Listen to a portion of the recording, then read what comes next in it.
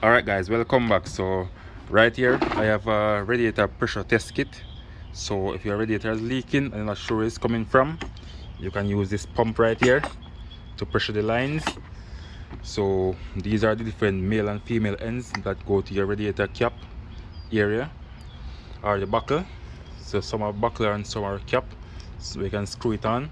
So the one with buckle, you have to screw it on like this, and this one is the other type, that's with the threading inside.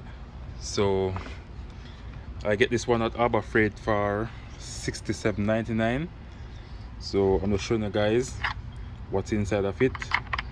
So after I put this end on one of the nozzle, so you're gonna push up this part here, this end, and push it over the cap, over this piece here, and pressure the line. So right here, after you pressure it and it's okay, you can press this and you release the air from the line.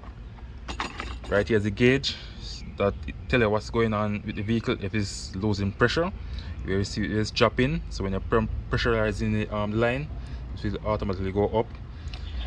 So after pressure it to certain maximum pressure, you can watch the gauge to see if it's dropping. So if it's keeping on dropping, you know you have a leak somewhere, or you might see it pushing out the coolant from somewhere along the radiator or the lines, or from the motor itself.